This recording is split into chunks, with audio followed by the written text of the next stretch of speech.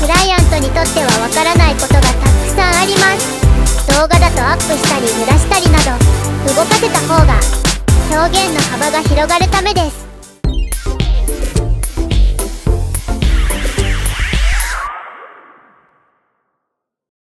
こんにちは。イラストレーターのののまろの代打のちーまろちゃんです。ののまろが霧の森へ行ったっきり姿が見えなくなってしまったので、今回はこの私ちーまろが代わりにお読みします。よろしくお願いします。さて、今回の動画ではお仕事としてのイラストの依頼の受け方をご紹介したいと思います。今では SNS や仲介のサイトでのやり取りが頻繁になってきていて、誰でもイラストの依頼を受けたり頼んだりしたりできるようになりました。素晴らしいお取引がある反面、トラブルがあったという話も後を絶ちません。なので今回の動画では自分が数年間イラストレーターとして活動してきてリピートしていただいたりトラブルを回避してきた経験から依頼の受け方をご紹介したいと思います。これから依頼を受けてみたいという方だけでなく、誰かに依頼をしたいという方の参考にもなると思うので、ぜひ最後まで見てください。今回実際にご依頼いただいた V シンガーの竹光かぐやさん、彼のご好意で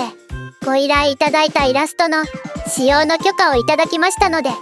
実際にやり取りした例を具体的にお見せしながらご説明したいと思います。もちろんクライアントさんによってやり方は異なりますが、今回は個人の方にフォーカスしてご紹介したいと思います。事前の打ち合わせについて、ぶっちゃけもうこの工程が一番大事なので、この動画はほとんどここの話をします。聞いてほしいです。事前にクライアントと打ち合わせしないといけないのはこの5つです。用途、仕様、制作内容、制作工程、お支払いについて、その他お願いなど。まず我々は報酬を受け取っている以上、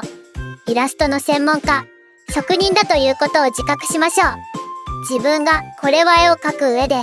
相手から提示してもらえて当然と思っていることも、クライアントにとってはわからないことがたくさんあります。そちらを念頭に置いて打ち合わせできちんとすり合わせていきましょう。メールの文面もこんな感じで、わからないことは相談してください。ウェルカムの姿勢で迎えると相談していただきやすいです。ゲーム会社、イラスト仲介の業者の方々など、イラストの発注に慣れている会社さんは必要な資料をまとめてくれたり、スケジュールを組んでくださったりする場合もあります。個人の方ですと、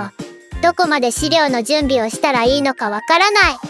初めての依頼でどういう段取りで発注したらいいかわからない。など不安に感じていらっしゃる方も多いです。なので、クライアントからの指定がなければ、先ほど紹介した5つについては、こちらから必ず確認しましょう。詳しくお話しします。まず1つ目、用途、仕様について、何に使用するイラストなのかを聞きましょう。動画に使用するのか、グッズに使用するのか、などなど、その上でその用途に適した制作サイズを確認しましょう。先方が適したサイズがわからない場合は、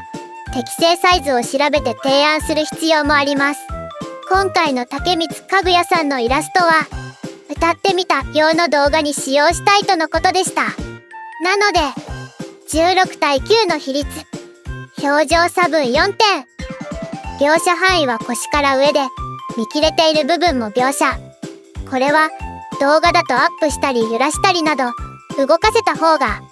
表現の幅が広がるためです。キャラと背景はレイヤーを分ける。こちらの仕様での制作が決定しました。もしグッズに使用される場合は印刷所ごとに仕様があったりするので、テンプレートをもらった方がいいです。制作内容について、どんなポーズなのか、雰囲気、タッチ、どんな絵を描くかを打ち合わせします。先方がどのようなイラストをイメージしているのかを詳細に聞き出しましょう。通話だと相手が求めているものがより分かりやすいです。自分の場合、クライアントさんがイメージしてるところまでまず聞きまして、もう少し情報があった方がいいなと思ったところを掘り下げて聞いたりします。クライアントさんによってはすでに詳細まで決めている方もいます。竹光かぐやさんの場合、ポーズや構図は詳しいご指定がなく、本家の PV にすごく寄せてほしいわけではないとのことでした。もうね、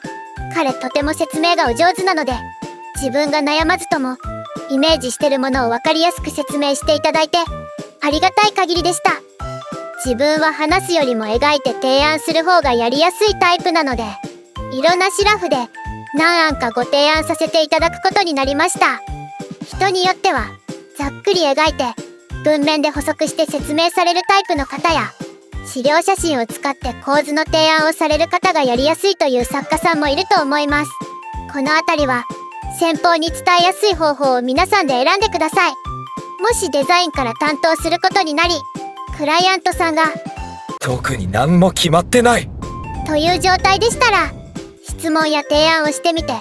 イメージをより明確にする必要があります。目つき、髪の色、年齢、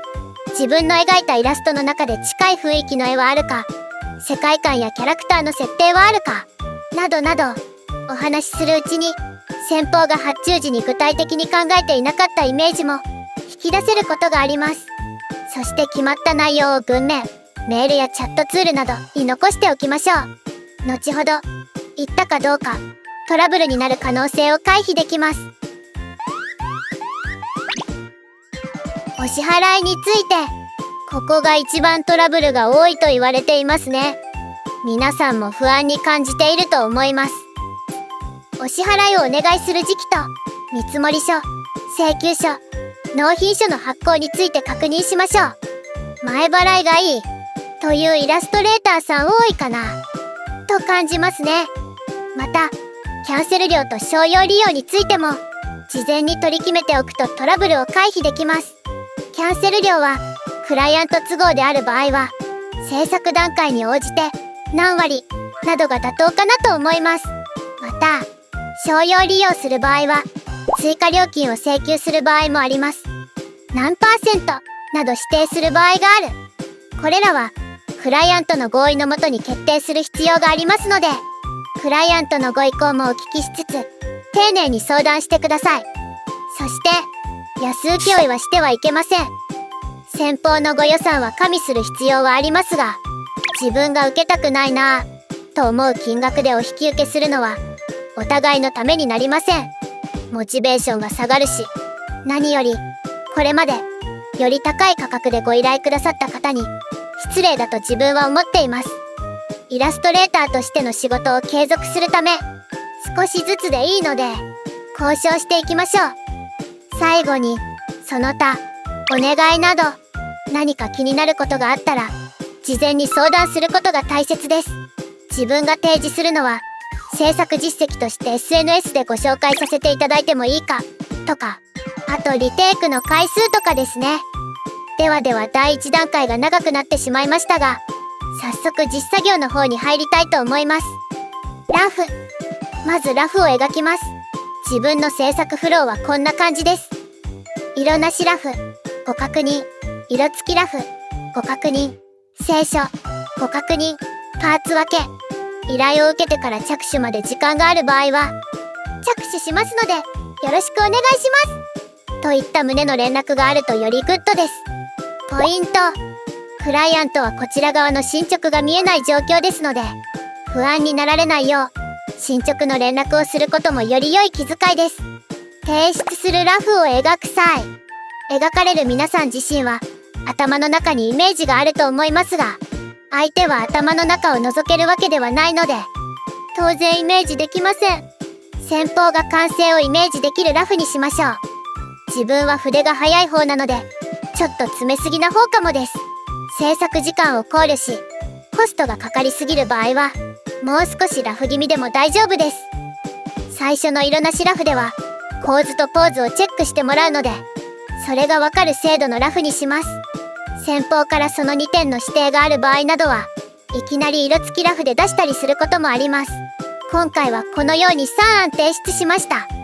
それぞれどういう意図でラフを切ったのか、文章で補足することもあります。この段階で竹光かぐやさんのご要望で、一度通話による打ち合わせをしまして、より深い方向性をお伺いしました。案3をもっと遠慮なくゲス顔にしてほしいとのことでしたので、ゲスイッチを入れて色付きラフに進行します。色付きラフでは本当に完成に近いイメージに詰めていきます。軽くエフェクトも入れます。特に顔周りは絵の重要な要素なので、自分は全部の案件において線画ではなぞるだけくらいの精度に詰めます。数回の調整を経てラフの OK が出ました。清書、線画で提出する場合もあります。ラフでは詰め切っていなかった細かい装飾とかを確認してもらいたい時とかですね。今回は清書で提出します。納品、用途に合わせた形式、レイヤーや拡張して提出をします。納品後、自分の SNS でも投稿したい場合は必ず確認をしましょう。基本的にクライアントさんが情報解禁した後に公開することになると思うので、告知しても良い時期も確認が必要です。これで依頼は完了です。お疲れ様でした。今回イラストのご協力をいただいた竹光かぐやさんのお歌は概要欄のリンクから見れますので、ぜひ聴いてください。もし皆さんがこんな方法でトラブルを解決しましたとか、こんなことがあったらどうしたらよいでしょうというような体験がございましたら、ぜひコメント欄で共有していただけると嬉しいです。このチャンネルではお絵描きに関する情報を発信しています。よろしければぜひチャンネル登録と評価をしていただけると制作の励みになりますので、よろしくお願いします。それでは、ちーまろでした。